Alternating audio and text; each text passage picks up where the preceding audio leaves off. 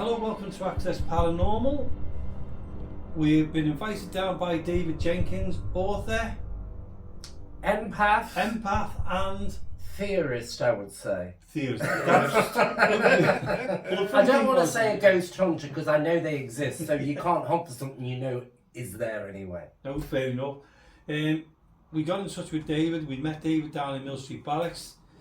Brilliant man. So we said we need to get in touch with him again. And we, True, did you say then? I said, no, I said, bless you. That's a true. I haven't got that big of an ego. Well, Jonathan was on one of his holidays as usual, as you know. And I met up with David because we were there with the Haunted Buildings UK. And we had a great chat. And I went, Dave, we need to talk to you. We need to get you on. And we finally managed to pin you down and managed to get up here as well, didn't we? Yep. And the funny thing was, we've been here for about an hour and we've been talking everything paranormal. And I wish we did. But what we're going to do is we're going to record what David was saying because it was fantastic. Yeah. We're kicking ourselves on with Jonathan. I know. Yeah. But Jonathan was going to interview you again instead of David. Yeah, either way, I'll just sit quietly, nicely, mind your business. Just use the lounge, I'll rent you out of space. Well, Dave, you've brought out, well, you're coming up to your third book now, aren't you? You've done one on Southport, the one on Boot, which I'm just starting to read. I've just read your little speaker on when you were down in London. Right. I'm a bit scared to read the rest of the book after that. Why? No, there's some, you haven't gone into the really Oh, don't tell me that now, I've only just started it. And then you're also just now publishing your third book, aren't you? It is. And what's your third book called? Well, supernatural, strangely enough, Land Know. Land Know. Land Know of all places. Oh, brilliant. Well, I'll have to read that one as well because all my life, me and my mum and dad and everyone, the family used to go there all the time. Same here. So, yeah.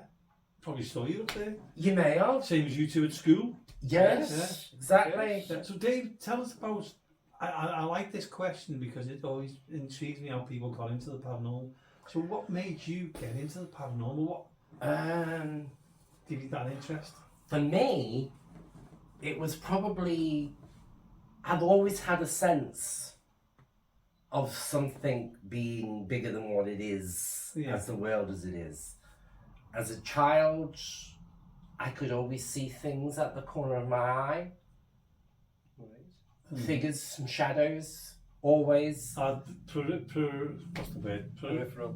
Peripheral. Yeah.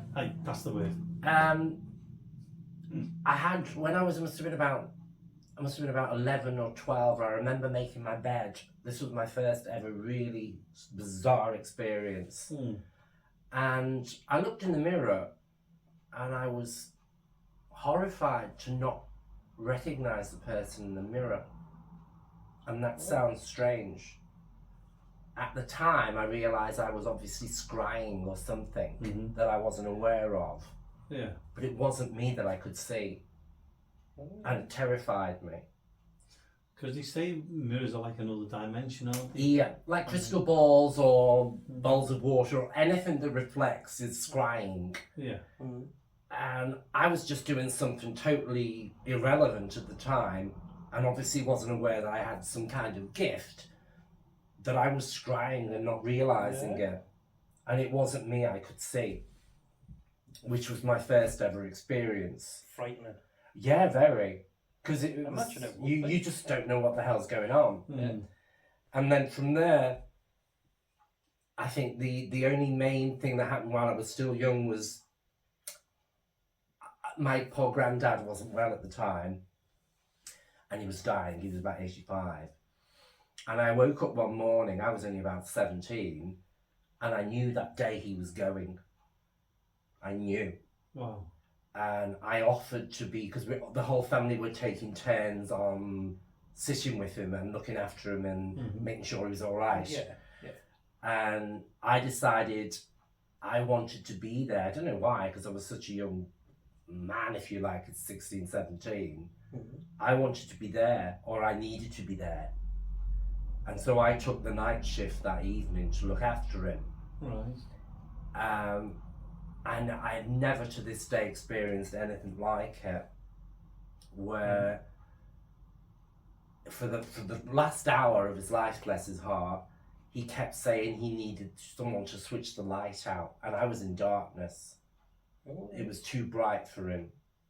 Because I was sitting in the corner having a cup of tea, just keeping an eye on him and making sure he was comfortable and everything. And he kept complaining about the light being too bright. And then all of a sudden, I felt the atmosphere in the room change. And it was like I was in a crowded place full of people. You could not move in the room for people. And they say like someone comes to collect you. He had a crowd. It was bizarre. But it felt really peaceful. And I wasn't scared at all. And then I heard his last breath, bless his heart. And the room was just empty again, including him, but he was in the bed. But it was like the room was empty, I was alone. Oh, wow. And it was the strangest feeling. They get that in hospitals, don't they? Yeah. You hear of a lot of nurses saying. And they say they open a window, don't Yeah. they, in some to let the spirit out. Yeah. And it was the strangest feeling Oh, wow. that I've ever felt in my entire life. Even to this day, I've never known such peace. And even, it was a nice feeling, even though I was staring at my granddad who just passed. It wasn't scary, it was bizarre. Because Peacefully, like, it was peaceful, really quiet. peaceful and safe and tranquil, and you shouldn't feel that Yeah. if you're looking at someone who's just passed. Yeah. But So- it was. So they were passing on their They comfort come to to you. no, not for me. They come to collect him. No, but well, no. I think they come to collect him. But they passed on to you that it's a nice peaceful. He's going. Yeah, They're giving you Yeah. comfort as well as taking the person. I don't think they were there for me. I think I was just a witness to it. Right. They had okay, come yeah. to reassure him that he was passing, And you Yeah. that you'll be fine. Yeah. And being an empath, I could sense that. Right. They weren't there to tell me anything. But it was You just felt it. a nice feeling. I felt Yeah. they were there to help him Yeah. and to Yeah. take him because he was obviously scared, because you would be. Yeah. Yeah. But it was wonderful. Oh, wow. It was bizarre. And for you to witness it as well. Yeah, it was. And then after that, I moved to London. I lived in, to be blatant, a haunted flat, which I'd never would have believed in my life. Is that your friend's one who? No, Not before No. your friend's one. Yeah. I know I moved to my friend's flat to stay with him in London over Christmas Mhm. because I wanted to move to London. Right. Right. And that must be, as I was getting older, I was sensing more and more spiritual things, I would presume. But that was to do with an object that it was attached to. Right. But when I moved into this flat, it was like nothing I'd ever imagined, or nothing you could even write about. It was bizarre. Was this in London itself? It was in London. the centre It was of a London. place yeah. called Mornington Avenue in West Kensington, Right. Okay. and it was a top floor flat in an old Edwardian house. Obviously, I believe anyway, it was the servants' quarters because I was in the attic. Right. Okay. Yeah. It was converted. Each floor had been converted into. It was like 5 floors.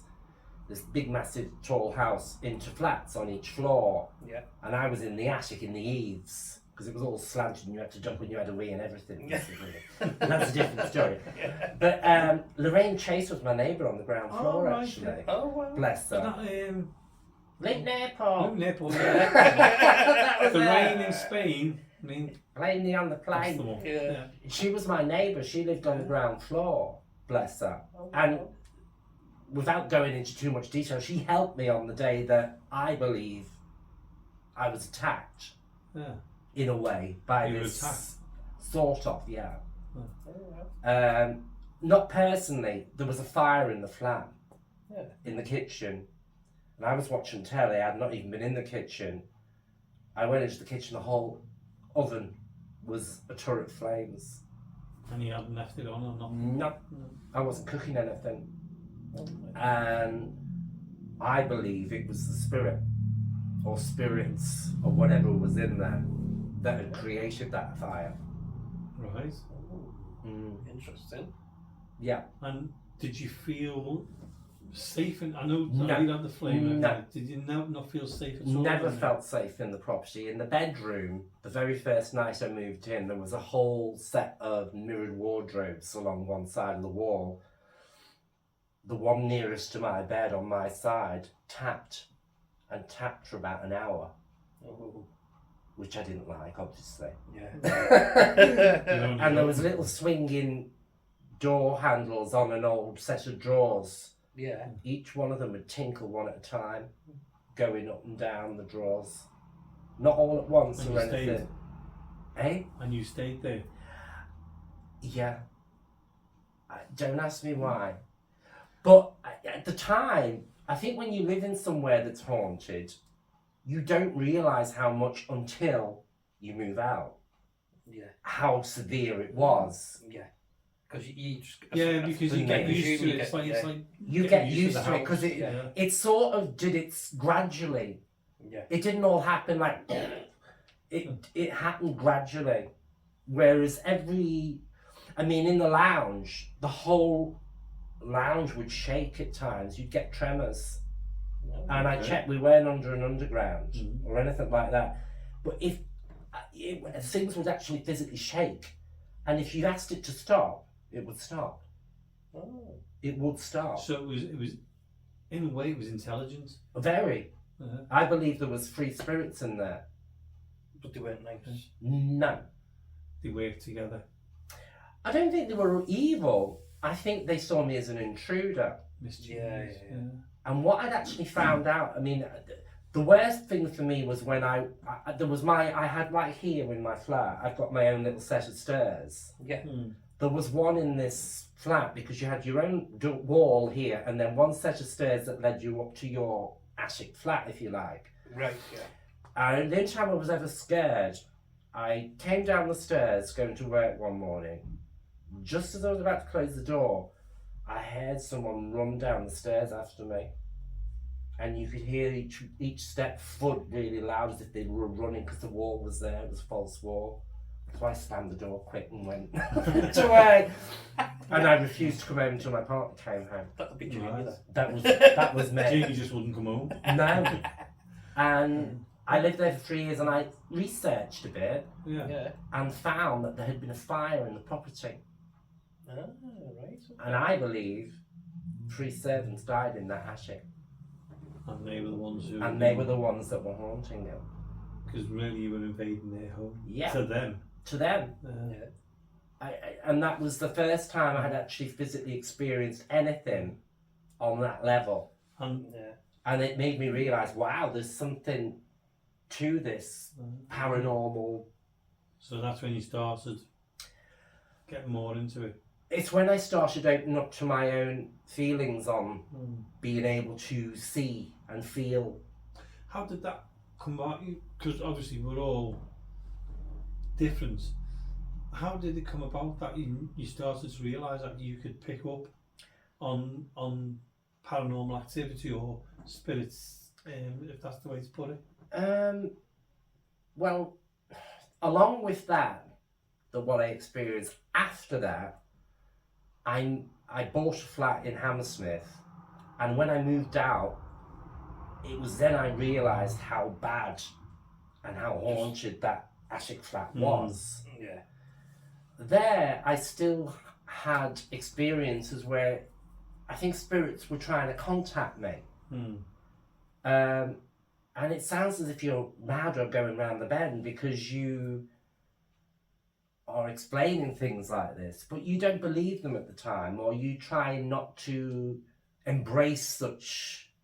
I was too busy trying to be a pop star, so the last thing I wanted to be was Doris Stokes. Yeah. As you do. Try and block it out as... Not even block it out, just Well, just put it to the just back put of your it, mind. it's nothing. Yeah. It was just silliness, or just maybe the strange things that happened. But 2 things that happened when I moved to the other flat, which thought maybe I must have some kind of gift. I woke up one night, and for some reason, there was, I can still see them now, there was 3 entities around the bed. And I don't know if those 3 entities were related to the attic flat that I'd rented And they followed you. and followed me, or something completely different. Right. But I can still see them to this day, and they were all female. And there was one woman here, one woman standing through the bed here, and another one there, Hovering. hovering over me. right over me. And it was almost, they were pure white, Yeah. but their outline was smoke. Little bits of smoke, like pipe smoke. Yeah. Swirls of smoke that were in perfect shape to give facial expressions, body shape, and everything. Ooh, don't look like that. It wasn't nice. And I felt like I was in a dream. Yeah. The one over me, then I can still see it to this day. They were all chatting to me. I can't remember what they were saying. Yeah. But the one that was here suddenly went to the end of the bed and held out her hand. And I took her hand. Oh. And I got out the bed. Oh, wow. And I was walking down the hallway from the bedroom. And for some reason I thought, whoa, what am I doing? Where are these, what am I doing? It was only then that I realised how bizarre it was. And what the hell am I doing? So do you think you'd come out of like a kind of a trance state and then... I don't know. I think it was more that they'd seduced me. It felt like over you type thing. No, they'd seduced me into thinking it's okay, just come with us, it's fine.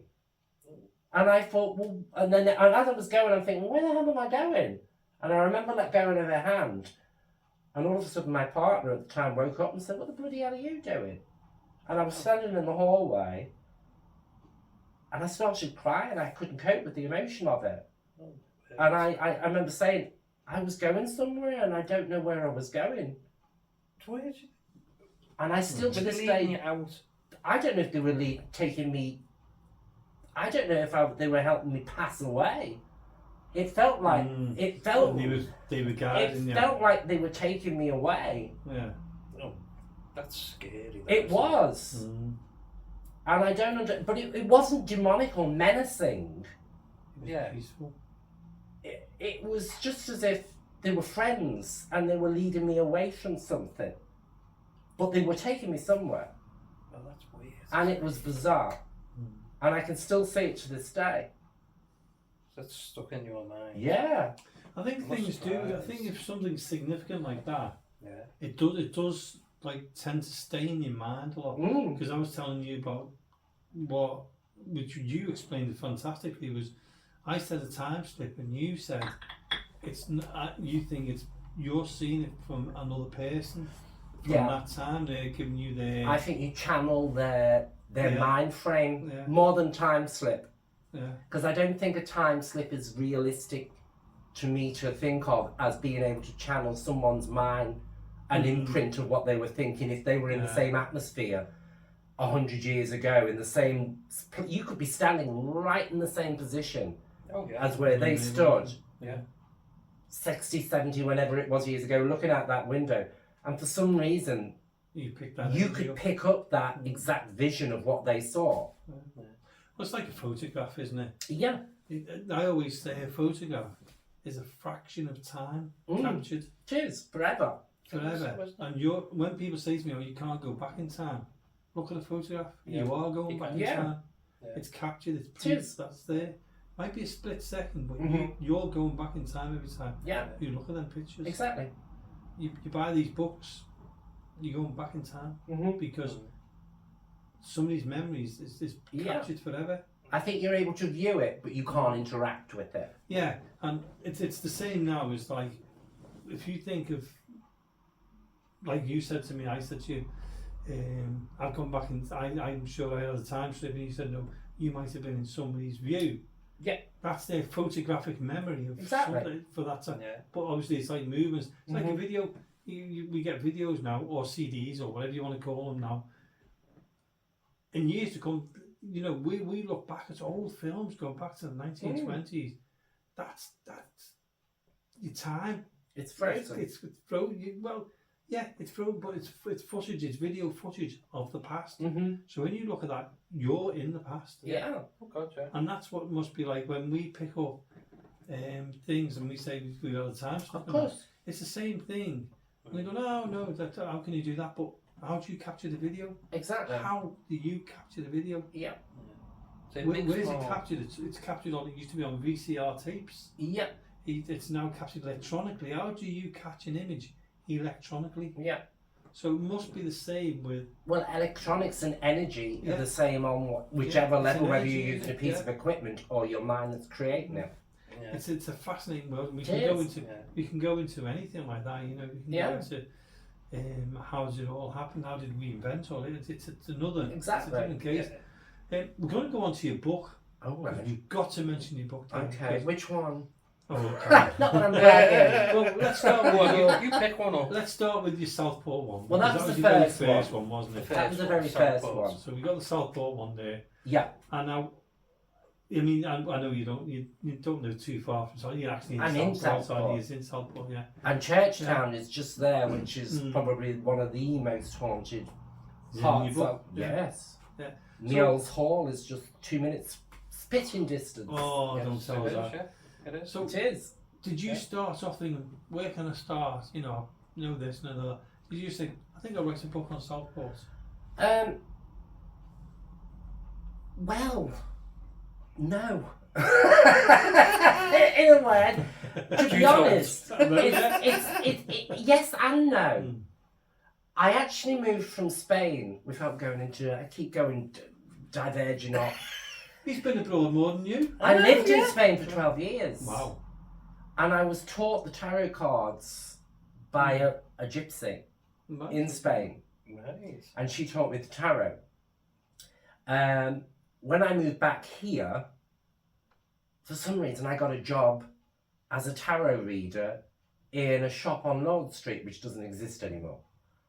It was called Spellbound. It was just this at top end it was. And I was the resident tarot reader there. Yeah. So I did that for 12 months. And I started to get different information and people from the psychic churches and that telling me about the different strange stories within Southport. Yeah. And then about 3 years ago, I wrote a story entering a competition in Take a Break. Ah, right, yeah. And they wanted a 100-word ghost story. So I entered and I won. Ooh, Yeah. brilliant. And then that's what then made me decide. And they printed my story. And it's what spurred me on to then think, well, maybe I should do something, because I have these harebrained philosophies on the paranormal, and people seem to open up to me about their experiences. Yeah. So I thought I might write a book about It's funny it. because we've been opening up telling you our experience Yeah. before we even come on camera. Yeah. Yeah. So I thought, I'll write a book on it. So from there, I researched different parts of the historical ghosts, if you like, of the area. Yeah. But then I also go on social media and ask people if they don't mind telling me their own personal experiences of what they've experienced in this area. Right. And I do it anonymously, so their name Yeah. isn't blazoned across a blooming whole chapter saying Yeah. Winnie Mandela has been a haunted this, that and the other. And I found that really interesting, because you can mix the two medias of legend, if you like, and true life experiences. Can I ask, did you get some of the stories that you were able to put together? Yeah, in the book. Right, okay. Yeah, no, some people gave me enough information that I wrote whole chapters on them. Right. So within the book, it's a mixture of historical ghosts and legendary ghosts and what people have experienced. That's Yeah, I like that. Which, and because it's all in one area, it's like a document of what people have seen. I mean, for instance, the two that I would say stick out in my mind the most within the book, one was of a woman that used to come home from work every single night along the road where the Alkirk, Well, shooting range. the shooting range Yeah. and the aeroplane. But the airfield. airfield. Airfield, that's the word I'm yeah. looking for. Yeah. Aeroplanes. That's the one, yeah. And that stretch of motorway, it's in the book, but I can't remember what that stretch of motorway is.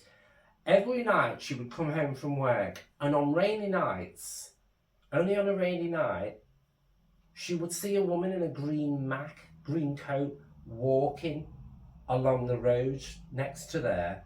Yeah. And on one specific night, she felt sorry for her because it was pelting down. She pulled into a bus stop near there to stop and offer her a lift. Yeah. And she waited and waited, and that woman never came. Ooh. And there was nowhere she could go. She just vanished. Isn't it? Yeah. She just wasn't there. That's the bypass, isn't it? Yeah. So she just seen her, It's she the one pulled alongside in. the aerodrome, isn't it? Where you- Yeah. Woodvale. Yeah, Woodvale, that's the Woodvale. way. Woodvale. Yeah. She pulled in, put her hazard lights on and waited. She'd only just seen the woman. She never came up to the car. There's nowhere to go, is there? There's nowhere to go. 'Cause you've got All that. the airfield on It's the a long outside, road. Yeah, and then it's all like trees, bushes. Mhm. It's like farmland on the other Yeah. side, isn't it? nowhere to go. Do you ever go to... I go to anywhere that I've been told about. Gotcha. Always. You read me mind. I was going to say, do you go to these Yeah. locations as well to, Yeah, to follow Because on? obviously, there are certain things. I don't like to give a house number. Yeah, yeah. Because if somebody doesn't live in that property anymore, I don't want to put the scares on somebody who does live in it now. Yeah. And I would never knock on the door and say, "Oh, hello, by the way, you've got a mad monk. You've got got a- in and see you go. Yeah, you've got a crazy nun in the bathroom. Can you mind if I take some pictures?" I don't think they'd appreciate it. I think No. the police I think the police would be escorting you off the curb. Exactly. So I never state anything too specific. I'll tell you Yeah. the street and I'll tell you the year. I will never say it's number 62 and Yeah. blah, blah, blah. But you always get the mad ones who'd end up going there. If you Well, exactly. And someone will read my book and go and knock on the door and say, "Oh, I hear you've got a..." And then the person can sue me. Mm. Because they'll say, "No, well, there isn't a nun in the bathroom." But one of the ones that you can find out, but I'm not going to say exactly where or which book, which I found really bizarre and quite creepy, was there was a couple that bought a flat in a certain road, and it needed renovation. They renovated it, and after they renovated it, there was an outhouse attached. It was that old and dated. Yeah. They'd knocked through and extended and created a larger kitchen Right. Yeah. using the outhouse. As soon as it was all completed, they started hearing strange tapping coming from one far corner of their new kitchen. And they got plumber in after plumber in, trying to find out what the source of this irritating tapping sound was. They spoke to a neighbour about it, who said before they'd renovated, the woman that lived there hung herself in the outhouse. Oh. The tapping sound was the sound of her feet against the porcelain basin of the toilet. I wouldn't have wanted to know that. But that's exactly what the tapping sound was. And that's in your book. That's in my book. She was Oh, doing the that's dance of death on the toilet seat. You do know how to read that now, don't you? Well, your Salvo one sounds fascinating. That makes sense to me, though. Yeah. Yeah. It does. That in her last breaths, obviously she was so distressed and distraught, her energy is still there. And it doesn't matter what you do with that property, it's still going to be there. Yeah. Yeah. So basically where her microwave was while she's cooking a pan of beans, there's somebody dangling themselves forever, for eternity. It doesn't matter what you ever do. You can knock it No. down, rebuild something, And it'll else, still be there. But I find that really interesting. Yeah. Because that's an energy what's permanently in that Mm. spot. It's like a memory every time. But being an empath, for me, it makes me feel sorry for the person. My heart goes out to them. The fact that, can you imagine if you died and you took your own life from something that was so horrific, and you're now left in purgatory, dangling forever, kicking a toilet seat? Can you imagine how horrific that would be? Do you reckon that's that, or the soul is gone, and that's just a memory? No, I believe with things like that, they're physically there. Physically, because there are different kinds of spirits where you can just, a residual I call it, Yeah. Where it's just a memory. Mm. It's like a record constantly playing, or as you say, a videotape that keeps playing. Yeah. But you also get where something like that, if you can imagine your emotions are so low and so distraught, and you've taken your own life, who knows if there is such a thing as a God, if you'd be allowed into heaven after committing suicide. A lot of Catholics don't believe that. See, I believe it's slightly different, and I think your soul goes somewhere else. And I think that, you know, you were saying that, would you be allowed in there? That's despair. That's not my belief. No, I get what you're saying. But there's also, like, I think if there's help on our side now, thankfully. Yeah. But there must be help on that side as well, because, you know, but what if she believes she deserves that in her mind? What if she was a Catholic and she believes she's hung herself and it's a mortal sin? She has accepted her lot in being dangling there forever. Don't know, because I think...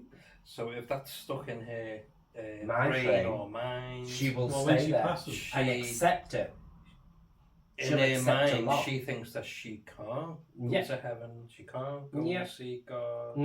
So she does stay there. Yeah. But going back to when somebody passes and they say people come and take you, couldn't that have happened to her? And then he'd be... I know it's getting a bit deep here, but I believe to help them. No, I'll tell you why.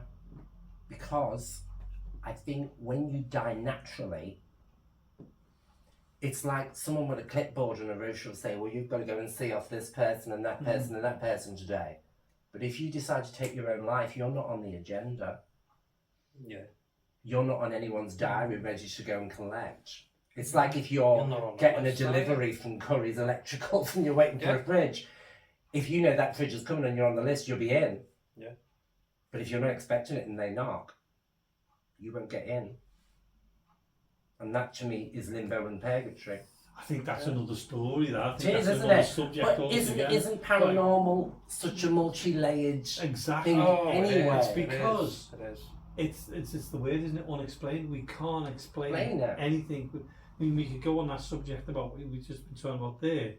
We could go on and on and on about that, and then we can go on and say, well, it could be that this and that helps and that. Where I said, well, couldn't we have had help? They could. Who knows? Who knows? But if you, I think if you have your mind frame at the time, if your mind frame is of one that you want to take your own life, your mind frame isn't rational. Your mind frame won't be welcoming to anyone come to take you. If you've had that mindset. Yeah. But I believe that there's help for everyone. There is, but you have to wish to want it. And if you took your own life, you're not looking for help, you're not looking for peace, you're doing something because you think you deserve it. Well, that's another subject we can go on about there. Isn't it? Yeah. Love it. It's so deep though. It is. I mean, anything with paranormal can go deep. In my book on, going back to the next book. Imagine that out the way, because we can't see what it is. Supernatural bootle. Yeah.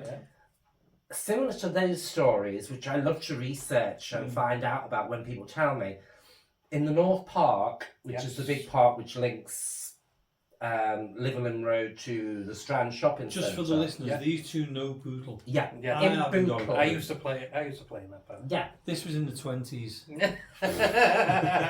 Horses at least. 2020. Yeah, 2020. Well, that's enough. I've kept the fish. I'm saying nothing on that one. Just seeing visions of Philip Schofield.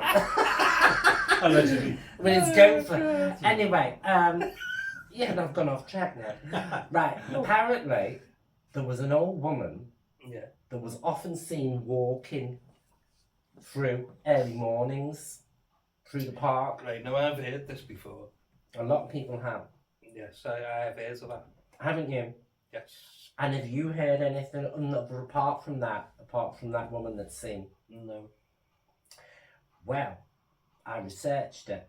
Right. Because I had 3 different witnesses who had seen this woman. Right.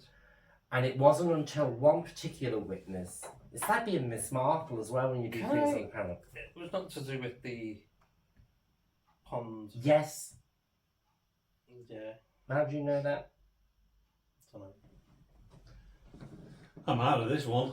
It was the paddling pool. I'm going to say, yeah, it was more of it was a very, very, would you say 50s, 60s type concretey paddling pool type thing? It was. It's been there since the Second World War. Yeah. Is it still there now? I think it's filled in now. Yeah. They built the swimming pool and everything in the park. But there was a big pond there. Yeah. And it's from the 1930s. That's how old the pond was. Yeah. Or paddling pool, should we say. Yeah, yeah. Well, I researched it. Right. One particular woman who went, I can't remember, but it was in a butcher's in the Strand shopping centre, used to go every morning to work through the Strand to cut through. Mm-hmm. One morning, she heard a child crying in distress. Right. And she tried to find the child. She couldn't find it. She found it very bizarre and creepy. Went to work. She also saw this woman walking through the park on a different occasion. Oh, these two noises were in the park? Yeah. Right, okay. Were in the park. I researched it because I like to try and correlate. Yeah. In 1938, I think it was, a woman suffering from postnatal depression took her child and drowned it in that paddling pool.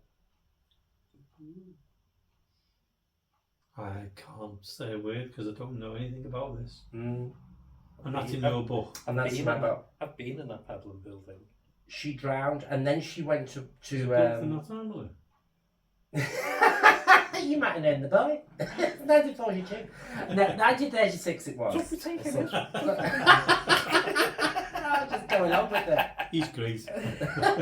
So, and that to me validates, because you think that makes sense. Yeah. For both the boy spirit and for the mother. Because I tried to find out, I couldn't find out what happened to the mother afterwards. She was arrested and put away for it. Right. It's a sad situation. It's very sad. And 3 people told you the same story. Yes. Which is great. Not of 4. Yeah, there'll be a lot of people who have probably seen the Remember it, woman. Yeah. But only one woman told me about the baby crying as well. Mm-hmm. And it was that part that I found really, there could be a link. Yeah. Because Sad, it's some, it's a lot of confirmation there. So I looked into deaths within the North Park and had to look back through the records right back to there to correlate it. Which is great confirmation. Yeah. Interesting. Because it makes sense. Yeah. To my mind, not that I know, but if you can imagine, if she's drowned the child and she had postnatal depression and then she's killed herself, because I don't know, I'm presuming, that would make sense. Yeah. Perfect sense. She could have gone there. She's gone there. Early in the morning. She did go there early in the morning. It's documented. It's documented. She went. I know it sounds bizarre, because it was in the papers and recorded. Straight after she drowned the child, there was a funeral director's up near Marsh Lane. Yes. She went and asked for a child-sized coffin, and which they called the police. And that's when it all came. And that's when she was arrested. So if anybody wants to get that the is evidence fact. and want to read that, go and read it. It's fact, and it's in your book as well. Yeah. So you've done Southport, Supernatural Southport because you live here. Yeah. You've done Supernatural Bootle because you live there and you live there. It's where I was from. It's fascinating, isn't it? Yeah. And it's because of where you live as well, you identify with it. Exactly. So anybody who buys these books are going to identify with the areas. Yeah. Which is great. Where can they buy the books, David? When? Where? eBay. eBay? On Facebook and eBay. I was going to do them on Amazon, but they want too much of a cut and I'm greedy. Do I've heard of this before. you know what it's not being greedy, it's being sensible. Yeah. It is, of course it is. And I limit them because I like the personal touch on it. I always sign them as well. Yeah. On every book. Yeah. Because I think it's not going to be something that I could make a bestseller of, because you'd have to be from Bootle or you'd have to be from Southport to enjoy the book. Yeah, of course. You just enjoy it. But I enjoy writing it, and I think it's important to me to collect this kind of information because I find it really interesting. Yeah. Oh yeah.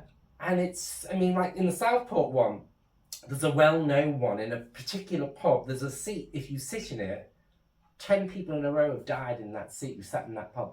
You won't get many drinkers in there, No. will there? And it's called the death chair. So go. It is. I'm not going to tell you where because I've been asked not to by the... People still sit there though. Yeah, but then there's some once. people that go in, only once, who are aware of it. And it's like an urban legend. Oh my God. There's Yeah. one. Imagine going in, having a quiet drink, and then Yeah, someone yeah. comes in. I've sat there. Death chair. Oh, yeah. Yeah. Because I We're wanted talking to. to a ghost here, Jonathan. Yeah, it's me. But I wanted to for a laugh.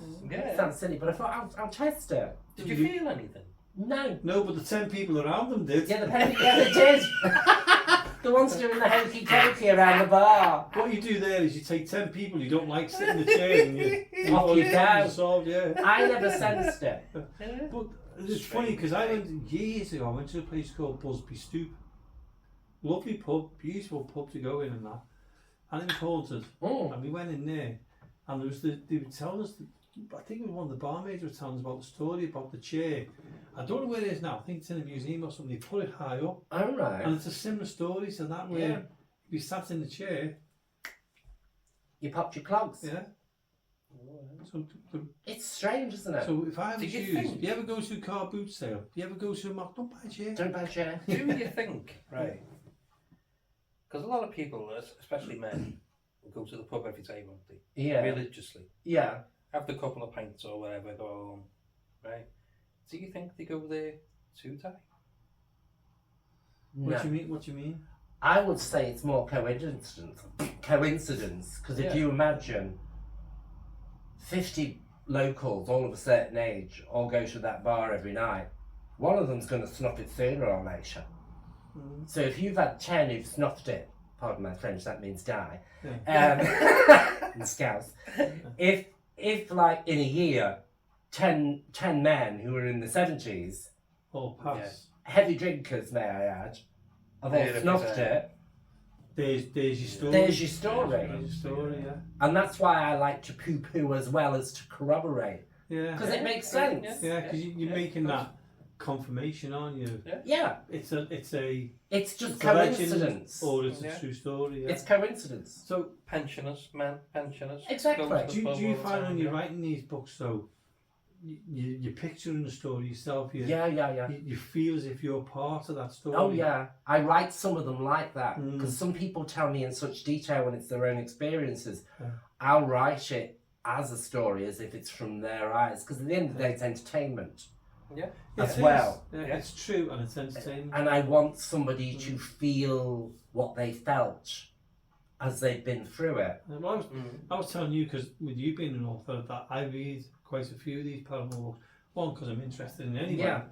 And I was telling you about the one in Anglesey, the lady in Anglesey called Bunty Austin. And that's exactly what I said to you. When I read her books, it's like I'm in the story. Exactly. I'm there. The same as when you're talking to me now, I feel as if I'm there with you. Yeah. And that's how books should be written, to Exactly. make you feel as if you are part of that story. You're experiencing it with them. When you're telling the story, you're in that room, you're feeling that. That's the whole point of it. And I mean, I read, you've got to tell this little bit of story, David, is I've started reading your Bootle one, and you were telling the story.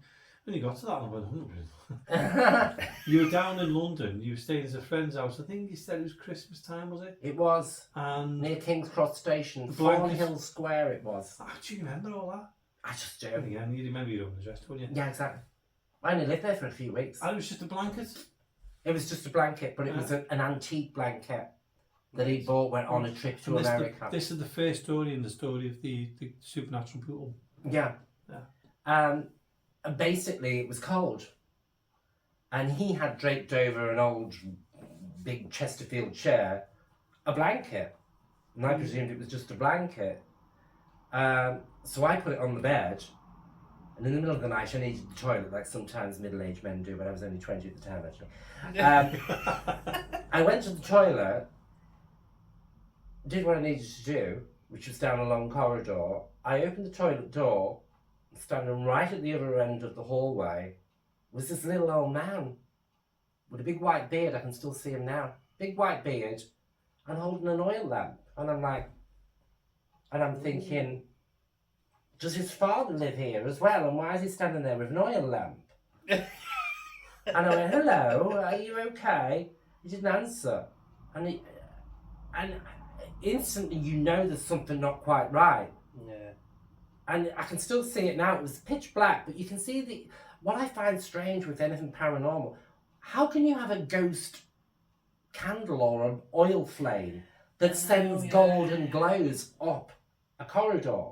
How can that be part of the ghost? This is where we were saying about the supernatural. It's Yeah. just so But it was. bizarre, yeah. And I could still see all of the sides of the picture frames glowing from this oil lamp. So I decided the best thing to do was to close the door and sit in the bathroom. As you do. Yeah. So I sat on the bathroom and sat on the toilet for about an hour, half an hour, pins and needles in my bottom. I was only 20 at the time, and I thought, well, I'll have another look and see if his dad's gone to bed, because I was definitely sure it was his dad, who had been a bit senile or whatever.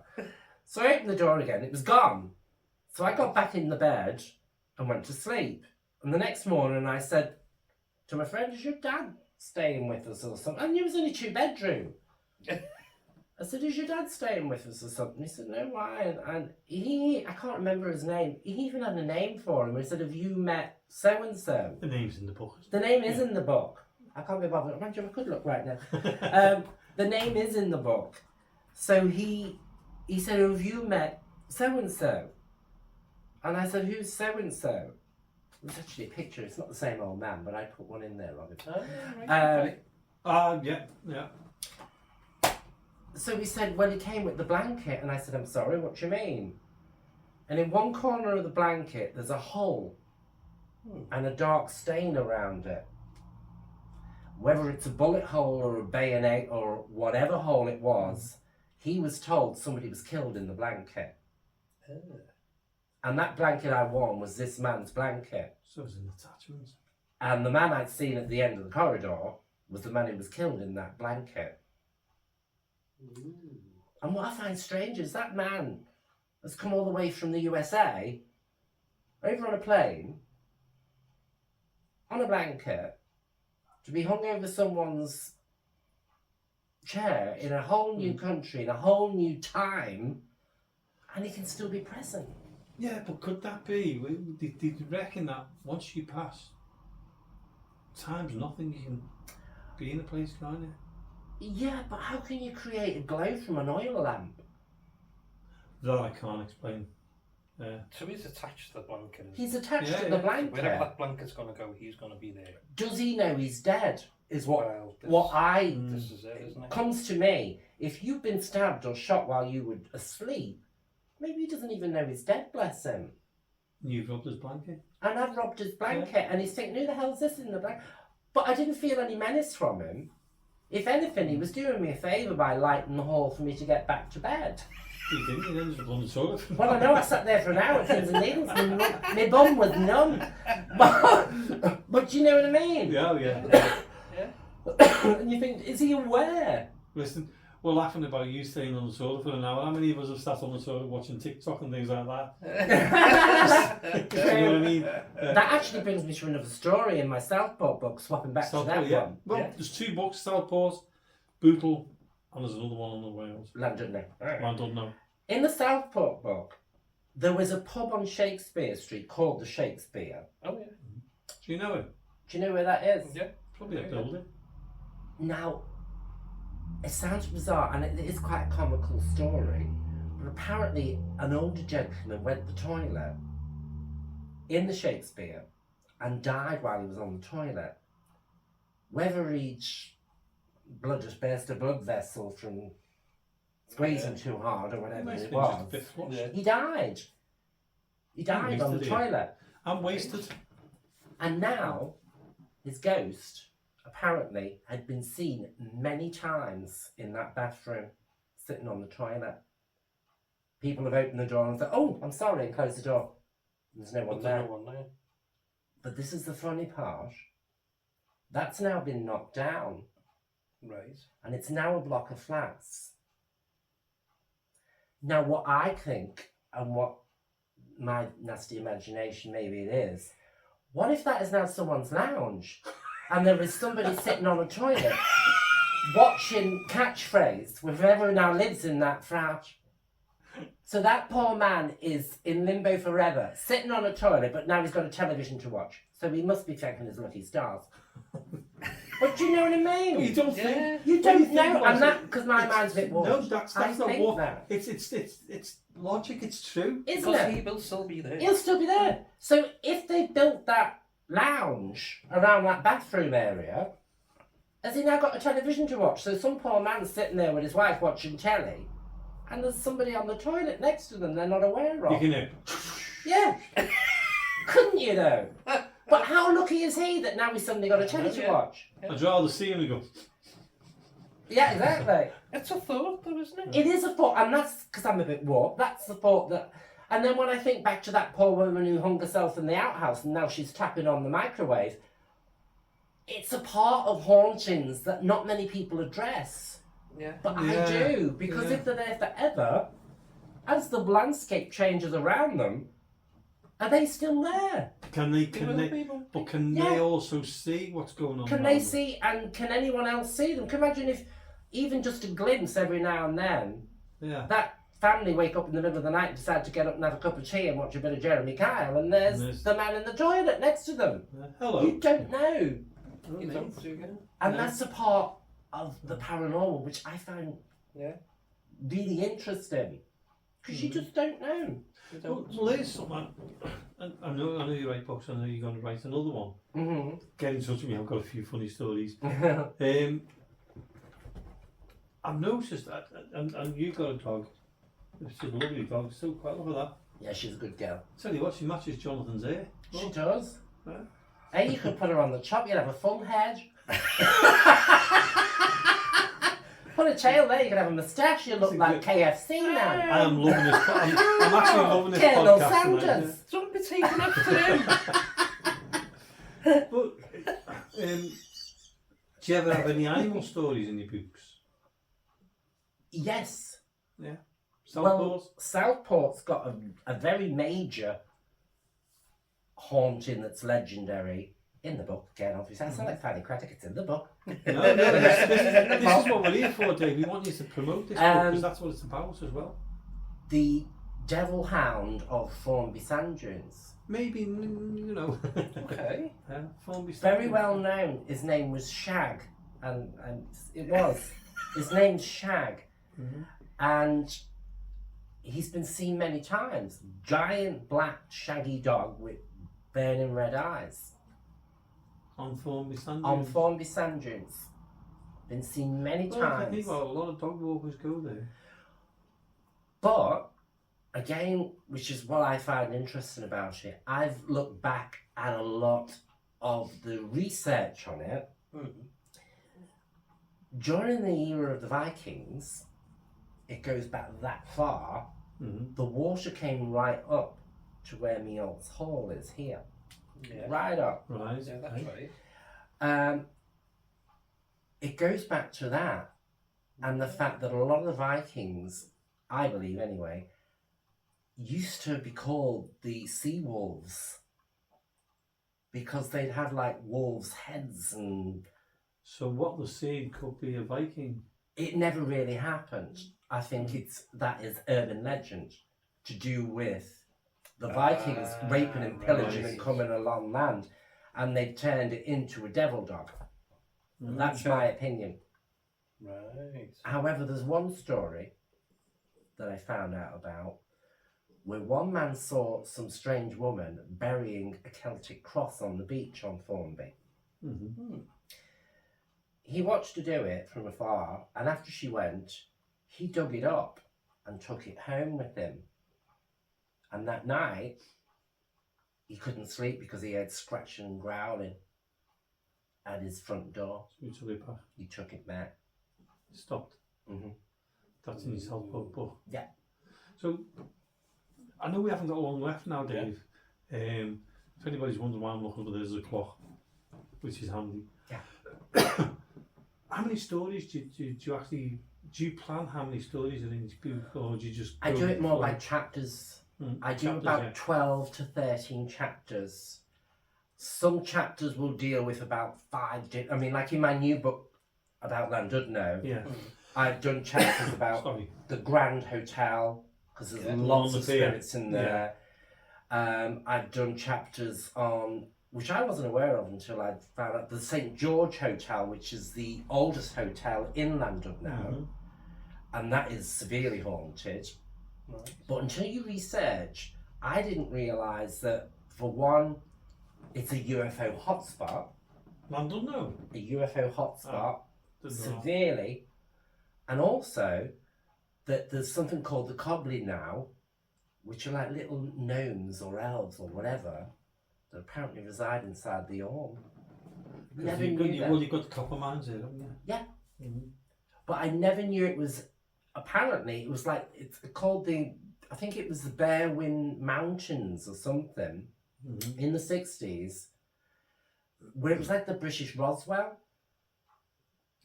Yeah. Right. News.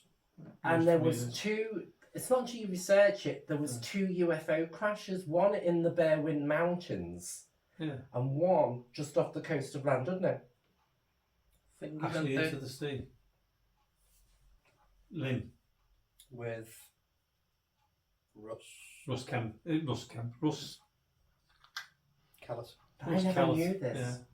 And apparently, the day before these 2 UFO crashes, the Royal Navy photobombed the sea, where they dropped light bombs underneath the water. And this man, who's a ufologist on it, reckons there's an alien base near Llandudno, and that's why they were dropping bombs. I mean, it's all conjecture. It sounds far-fetched. It does to me. But what is it? But is it? Who knows? We'll never. There was definitely a crash in the Bearwind Mountains at that period of time, and it shook 2 villages. They felt the tremors, and there was Richter scales of up to 3.5, and that's true. And it was covered up. Who we say? Who are we to know? We don't know. You don't know. No. There's a lot of things we don't know. There is. And then also I get people telling me specific stories, and there's one about an imaginary friend that this woman lived with, and that's a full chapter. And that's in the... That's in the new book in Llandudno, and it's quite scary what happened to her. Right. I found it unbelievable, but she told me in deepest confidence not to give her name. Fair, yeah. But her daughter had an imaginary friend in a flat in Llandudno, and it was bizarre. Well, what we've got to do is, because I'm looking at the time now, and we've got to ask you before we finish though, is where Jonathan asked you earlier on, how can people get in, if they've got stories they can share with you, how they can get in touch with you, and Facebook. Also where they can get all your books. Get hold of me on Facebook. My 2 books, Southport, Paranormal, Supernatural Southport, and Supernatural Bootle, are on local sites within Bootle and Southport. So community sites, because that's where I advertise them. Or if you want to contact me directly, I could always send that. But if you go on eBay and just put in Supernatural Southport or Supernatural Bootle, they're there. And they'll come up. Supernatural Llandudno. And then my next book is not about a location. It's just purely called a practical guide to ghosts. You heard it first on here. We'll have to do another one. Definitely. We've definitely got to, Dave, if you were willing to, we'd love to come back and do a part 2 of this, because you're so fascinating. Oh, bless you. I think we could do a whole series of the David Jenkins Paranormal. Because it's been brilliant. I mean, we've been here a couple of hours now, and we're fascinated. But we've got to stop, David, because it's come to the end of the show. Okay. And we thank you for letting us into your home. Yeah. Thank you for your stories. We really enjoyed it. Thank you for having me. Absolutely. And we hope you've enjoyed Dave as well. Go and look for him. And from Access Paranormal, we'd like to say good night. Again, thank you, David. Go and find his books. See you again soon. Good night. Good night.